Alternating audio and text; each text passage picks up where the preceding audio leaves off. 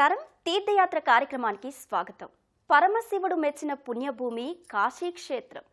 భారతదేశ ఆధ్యాత్మిక రాజధానిగా పేరొందిన స్థలి వారణాసి. గంగానది సంభాషి అని కవుల వర్ణనల్లో పొగిడిన ప్రదేశం ఈ వారణాసి. ఈ కాశీక్షేత్రంలో కొలువవ్వని దేవతంటూ లేరు. సమస్త దేవీ దేవతలకు నిలయమై వర్ధిల్లుతున్న పవిత్ర ప్రదేశం కాశీ. ఆ కాశీక్షేత్రం విశ్వేశ్వరునికి పావన క్షేత్రం.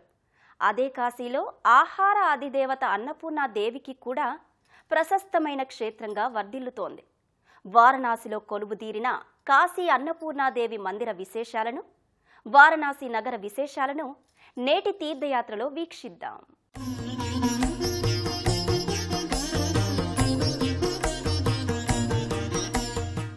కాశీ, కాశీపురి, వారణాసి, బెనారస్ ఇలా అనేక పేర్లతో పిలుస్తున్న హిందూ తీర్థయాత్రా స్థలి ఉత్తరప్రదేశ్లోని వారణాసి.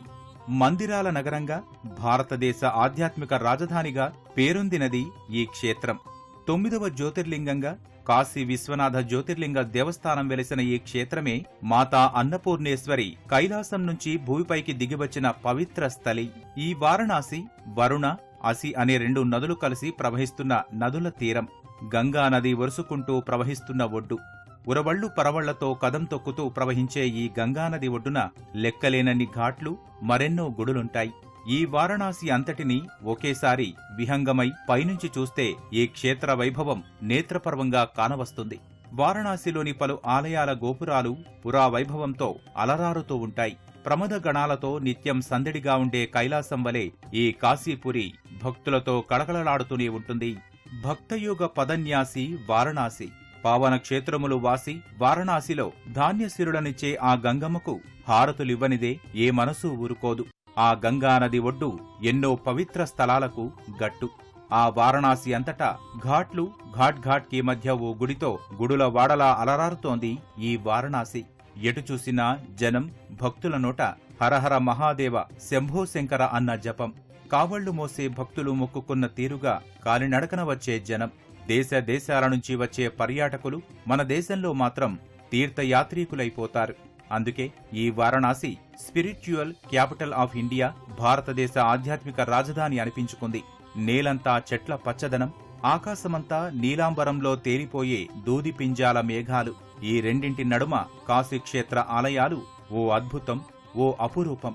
ఈ అపూర్వ కాశీక్షేత్రంలో వెలిసిన అన్నపూర్ణ మందిరం గోపురాలు నాగర శైలిలో శిల్పితమై ఎరుపు రంగులో మిలమిలలాడుతూ ఉంటుంది. సాక్షాత్తు పరమేశ్వరునికే భిక్ష వేసి ఆకలి తీర్చిన అన్నపూర్ణాదేవి కొలువుదీరిన విశిష్ట మందిరం అది. అన్నపూర్ణే సదాపూర్ణే శంకర ప్రాణవల్లభే అని అన్నపూర్ణ స్తోత్రం స్తుతిస్తోంది. సకల ప్రాణకోటికి జీవనాధారం అన్నం. అందుకే అన్నం పరబ్రహ్మస్వరూపం అంటారు. అన్నపూర్ణ అనగానే కాశీ మహాక్షేత్రం. ఆ క్షేత్రనామంతో కాశీ అన్నపూర్ణ రసపాత్రతో గరిటెతో సాక్షాత్తు పరమశివునికి అన్నం అనుగ్రహిస్తున్నట్లుండే విగ్రహ ఆకృతి అందరి హృదయ మందిరాల్లో ప్రత్యక్షమవుతుంది. ఆ అన్నపూర్ణేశ్వరి కొలువై ఉన్న ఆలయ విశేషాలను తెలుసుకుందాం. భగవంతుని సన్నిధిని కోరుకునేవారు ముందుగా అన్నాన్ని ప్రణమిల్లమనండి అని మనుధర్మశాస్త్రం అంటోంది. జ్ఞానాన్వేషకులైన మునులు అన్నాన్ని నిర్లక్ష్యం చెయ్యరు. సాక్షాత్తు పరమేశ్వరుడే ఒకసారి ఈ లోకంలో ఉన్నవన్నీ మాయ అన్నాడట. పార్వతీదేవికి కోపం వచ్చింది. ఆహారం అనేది మాయ కాదు, అది ఎంత అవసరమో తెలిసేలా చెయ్యాలని భావించి వెంటనే ఆహారం లేకుండా చేసేసిందట. లోకాలన్నీ బీడువారిపోయి పంటలు లేకుండా పోయాయి. లోకాలన్నింటా ఆకలి తాండవమాడింది. పరమశివుడు కూడా ఆహారం అనేది మిథ్య కాదని, మాయ ఎంతమాత్రమూ కాదని తానే స్వయంగా భిక్షాపాత్ర పట్టి పార్వతి ముంగిటకొచ్చి భిక్షాందేహి అన్నారట. అందుకు సంతసించిన పార్వతీదేవి అన్నపూర్ణ అయి బంగారు గిన్నెలో అన్నాన్ని బంగారు గరిటెతో వడ్డించిందట. ఆనాటి నుంచి పార్వతీదేవి ఈ వారణాసిలో అన్నపూర్ణ అవతారిక అయి నెలకొని ఉండిపోయిందని పురాణ కథనం. అలా కాశీలో అన్నపూర్ణ అయి నెలకొన్న మందిరమే ఈ ఆలయం. వారణాసిలోని కాశీ విశ్వనాథ మందిరానికి అతి చేరువలో ఉంది. ఈ ఆలయాన్ని మరాఠా మొదటి పీష్వా బాజీరావు 1729లో నిర్మించినట్లు తెలుస్తోంది. ఎర్రటి స్తంభాకృతులపై నిలబడ్డ పైకప్పు వంటి మందిరంలో పార్వతీదేవి అన్నపూర్ణగా నెలకొని ఉంది. ఆ మందిరంలో గోడలకు అమర్చిన రజిత తాపడాలపై పరమేశ్వరునికి అన్నం భిక్షగా పెడుతున్న అన్నపూర్ణదేవి, ఆ భిక్షను స్వీకరిస్తున్న ఆదిభిక్షువుగా పరమశివుని ఆకృతులు సజీవ శిల్పాలుగా రూపొందించబడి ఉంటాయి. కాశీ అన్నపూర్ణ అనగానే ఏ రూపమైతే కానవస్తుందో ఆ ఆకృతులు భక్తులకు కనువిందు చేస్తాయి. చూసిన వారి మదిలో భక్తి ప్రపూరితమయ్యేలా ఆ చిత్తరువులు వెలుగులీనుతుంటాయి. గర్భాలయంలో అన్నపూర్ణాదేవి 2 విధాలైన మూల విరాట్టులు దర్శనమిస్తాయి. ఇత్తడి లోహపు మూల విరాట్టు సంవత్సరంలోని అన్ని రోజులు భక్తుల దర్శనార్థం ఉంటుంది. సంవత్సరంలో ఒకరోజు మాత్రం అన్నకూట ఉత్సవం జరిగే దీపావళి రోజున మాత్రం బంగారంతో చేసిన మూల విరాట్టు భక్తులకు దర్శనమిస్తుంది. బంతి, చేమంతి పూలు, కాగడా మల్లియలతో అలంకృతమైన మాతా అన్నపూర్ణ ముఖబింబం ఎంతో అందంగా, చూసిన కొద్దీ చూడాలనిపించేంత దివ్యంగా, భవ్యంగా కానవస్తుంది. దేశ విదేశాల నుంచి తరలివచ్చిన భక్తులు మాతా అన్నపూర్ణేశ్వరిని దర్శించుకునేందుకు బారులు తీరి అమ్మవారి మూల విరాట్టు ముందుకు వస్తారు. లోకంలోని వారందరి ఆకలి దప్పులను తీర్చే తల్లి మాతా అన్నపూర్ణేశ్వరిని తమ ఇంటి ఇల్లాలుగా, ఆడపడుచుగా రవికె వస్త్రాలను సమర్పిస్తారు. మాతా అన్నపూర్ణమ్మతో పాటు అమ్మవారి పాదభాగాన నెలకొని ఉన్న శ్రీ చక్ర మహామేరు యంత్రానికి కూడా అర్చనలు చేయిస్తారు. సృష్టి పోషకురాలు, విశ్వజనని అయిన అన్నపూర్ణాదేవి కైలాసం నుంచి భూలోకవాసి అయ్యింది ఈ వారణాసిలోనే. అందుకే దేశంలో ఉన్న అన్నపూర్ణ మందిరాలన్నింటికీ మూలమైన ఆలయం ఇది. ఈ ఆలయ గర్భాలయంలో మాతా అన్నపూర్ణాదేవి ఇచ్చే దర్శనం ఎంత దివ్యంగా ఉంటుందో దర్శించుకుందాం. నిత్యాన్న దానేశ్వరిగా, నిటాలాక్షుని ప్రాణేశ్వరిగా అన్నపూర్ణాదేవి సకల జీవరాశులకు ఆహారాన్ని ప్రసాదిస్తుంది. జీవకోటి నశించిపోకుండా కాపాడుతుంది. ఒకసారి ఆటవిడుపుగా పార్వతీదేవి ఈశ్వరుని 3 కన్నులను తన చేతితో మూసిందట. అంతే, లోకాలన్నీ గాఢాంధకారం అయిపోయాయి. దాంతో పార్వతీదేవి గౌరీమాతగా తన ఒంటికి ఉన్న గౌరవర్ణం కూడా మాయమైపోయి నల్లగా మారిపోయిందట.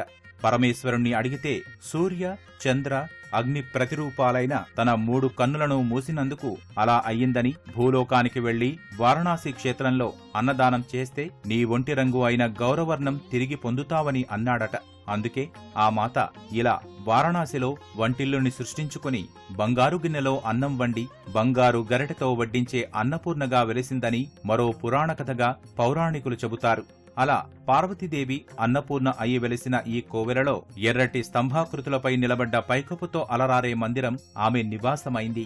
భక్తజనుల దర్శనార్థం పూజార్చనలు చేసేందుకు ఆలయాన్ని ప్రతిరోజు తెల్లవారుజాము 4 గంటలకు తెరిచి మధ్యాహ్నం 11:30 వరకు, తిరిగి మధ్యాహ్నం 4 గంటల నుంచి రాత్రి 10 గంటల వరకు తెరిచి ఉంచుతారు. ఉదయం 4 గంటలకు మంగళహారతి, మధ్యాహ్నం 11:30 భోగ్ హారతి, సాయంత్రం 7 గంటలకు సంధ్యాహారతి, రాత్రి 10 గంటలకు శయన హారతి అమ్మవారికి ఇస్తారు. ఆ హారతిని భక్తులు ఎంతో భక్తిగా తమ కనులకు అద్దుకొని తమ జన్మ ధన్యమైందని భావిస్తారు.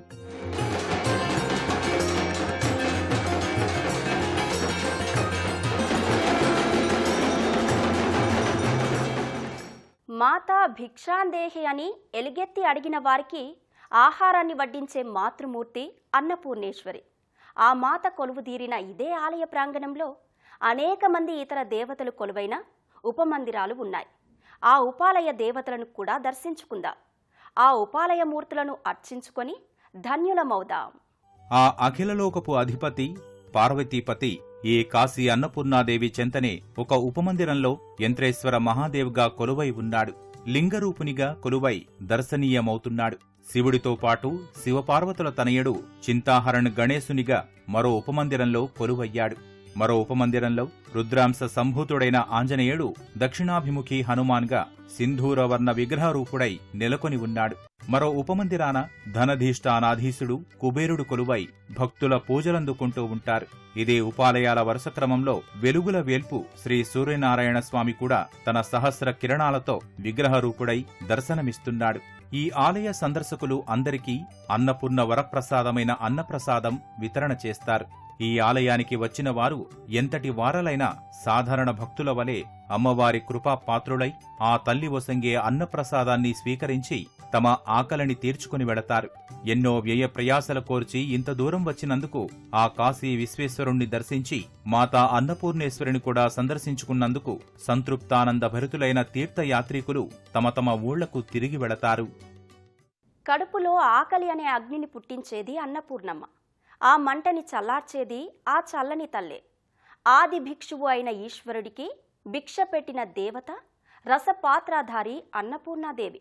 ఈ తల్లిని ధ్యానిస్తే, పూజిస్తే, తీర్థయాత్రగా వచ్చి సందర్శిస్తే మేధాశక్తి, మధుర భాష, సమయస్ఫూర్తి, వాక్శుద్ధి, ఐశ్వర్యం కలుగుతాయని శాస్త్రాలు చెబుతున్నాయి. ఆ తల్లి కొలువైన ఆలయాననే అనేక మంది దేవతలను దర్శించి పునీతులమయ్యాం. అన్నపూర్ణమాత చేతిలోని రసపాత్ర మనందరకు అక్షయమైన శుభాలను అందివ్వాలని కోరుకుందాం.